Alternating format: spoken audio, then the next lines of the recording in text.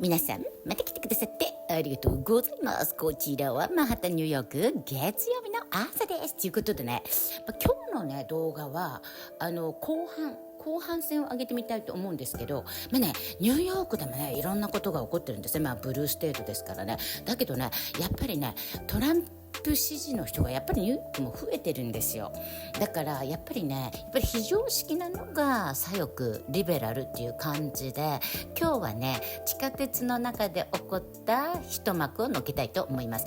でねこれアメリカから見ていらっしゃる方はきっとご存知かと思うんですけど、アメリカで隠語のようなものがあるんですよ。例えばスバルに乗ってるって言ったらレズビアンかなとか、カレンっていう名前だったらいけすかない中年女のわがまま女、特権階級意識の強い何でも思い通りにしたいクレーマー、こういうイメージなんですよ。なので今日はね、カレンぶりをちょっと皆さんに見ていただきたいと思います。あとはねやっぱりねアメリカ立て直しの勢いがもうすごいんですよ。もうねワクワクが止まらない。もう優秀すぎてで、最後にラトニックさん商務長官出てくるんですけど、そもそも今アメリカはこんな状態なんですね。はいドン、すごい貧乏ったれで、もう泥棒に入られて泥棒住み着いて父ちゃん借金しまくり、この4年間だったんですよ。ボロボロなんですね。これを立て直すにはどうするか、左のトランプ父ちゃんの4年間と右のバイデン父ちゃんのアメリカ一家、これぐらい変わっちゃったんですね。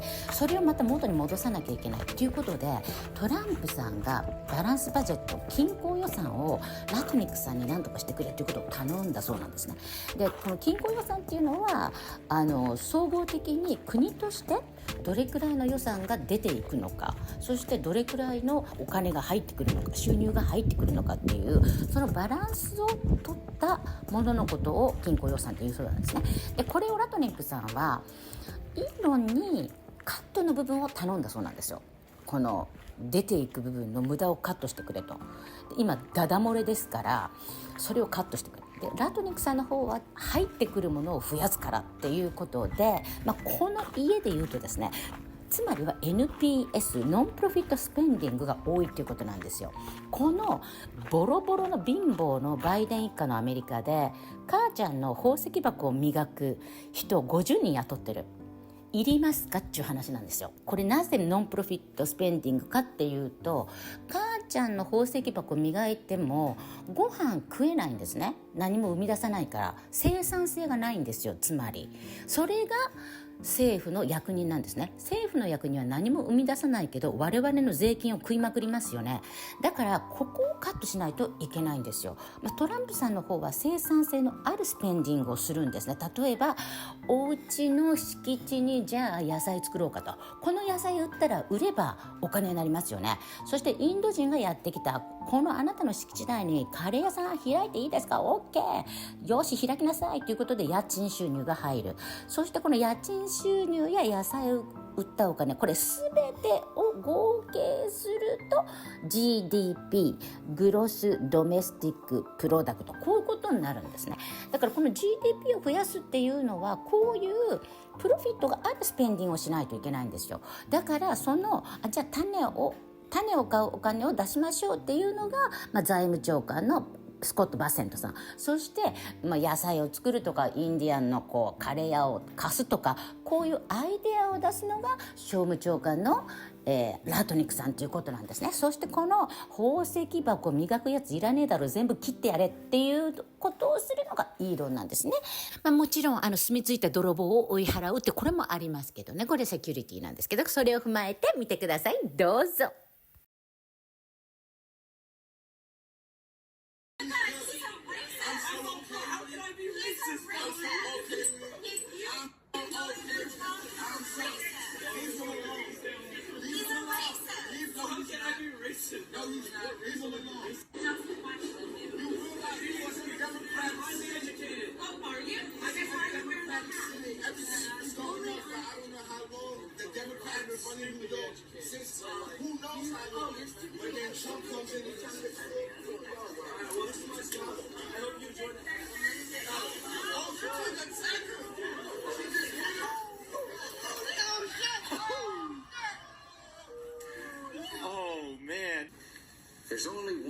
shrink the size and cost of big government, and that is by eliminating agencies that are not needed and are getting in the way of a solution.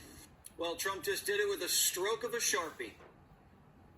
I will sign an executive order to begin eliminating the Federal Department of Education once and for all. We're going to be returning education very simply back to the states where it belongs, and this is a very popular thing to do, but much more importantly, it's a common sense thing to do, and it's going to work. I want to just make one little personal statement. Teachers, to me, are among the most important people in this country, and we're going to take care of our teachers. And I don't care if they're in the union or not in the union. That doesn't matter.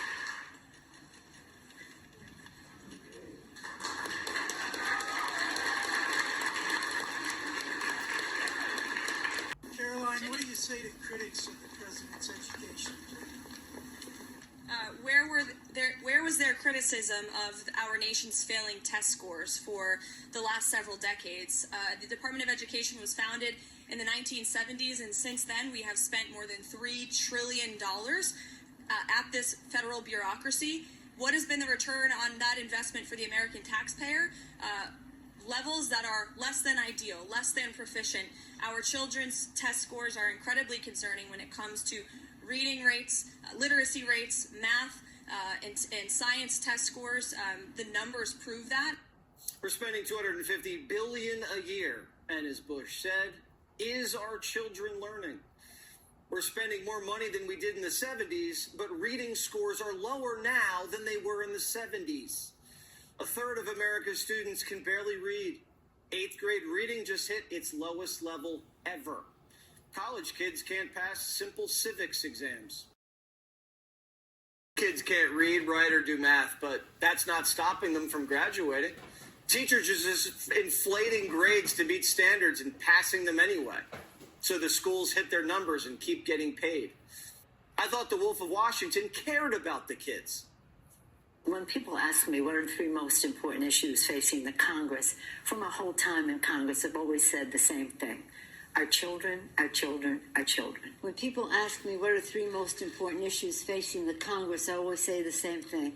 Our children, our children, our children. I'm not here to talk about me. I'm here to talk about the future, America's working families, for the children. It's always about the children. Nancy Pelosi talks more about January 6th than reading, writing, and arithmetic. The United States Air Force is moving forward with the world's first sixth-generation fighter jet. Number sixth generation. Nothing in the world comes even close to it. The F-47 will be the most advanced, most capable, most lethal aircraft ever built. We know every other plane. I've seen every one of them. And it's not even close. This is a next level. You know, level 5 is good. This is level 6. America's enemies will never see it coming. Hopefully we won't have to use it for that purpose, but you have to have it. The F-47, Trump says the generals picked the name, but it's been 20 years since the F-22 debut, and Boeing beat out Lockheed for the contract. Here's Hegseth. Well, Mr. President, this is a big day. This is a big day for our warfighters. This is a big day for our country, a big day in the world. The name of this program is the Next Generation of Air Dominance. This is a historic investment in the American military, in the American industrial base, in American industry. New fighter jets. They're for the kids. Engineers are saying the co-pilot will be a robot. Today, Pistol Pete put Musk in the cockpit.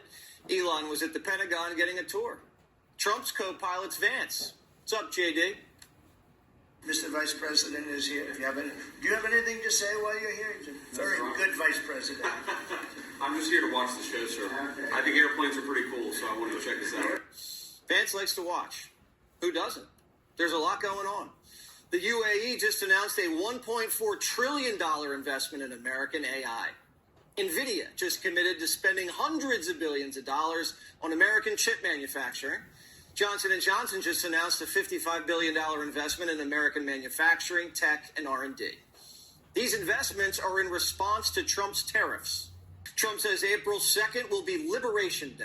That's when reciprocal tariffs go up. American workers have been held hostage for far too long. Same with actual hostages. George Klezman was captured by the Taliban during the Biden administration and suffered for 2 long years. Today, he came home. I feel like born again. I have no words, but anyways, I'm in debt with the President Trump. Amazing, you know. Thank God he's in the White House where he's at, and thank God he got me out. Earlier this week, the astronauts Biden abandoned for 9 months came home too, and they're getting overtime pay. The 2 astronauts that you just helped save from space, they didn't get any overtime pay for all that extra time. They got $5 a day per diem. For 286 days, that is $1,430 in extra pay. Is there anything the administration can do to get them, to make them whole? Well, nobody's ever mentioned this to me. If I have to, I'll pay it out of my own pocket, okay? I'll get it for them. I'll take care of that. I like that. Remember, no tax on overtime. And remember the gold cards Trump's selling for $5 million a pop? The gold cards are hot.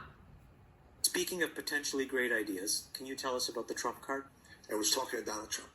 I was kicking around the idea of we should sell, right? Why do we give away visas? We should sell them. And by the way, yesterday I sold 1,000. 1,000 gold cards at $5 million a pop, that's $5 billion. We don't even really know what to think of the gold cards, but we'll take the money while we think about it.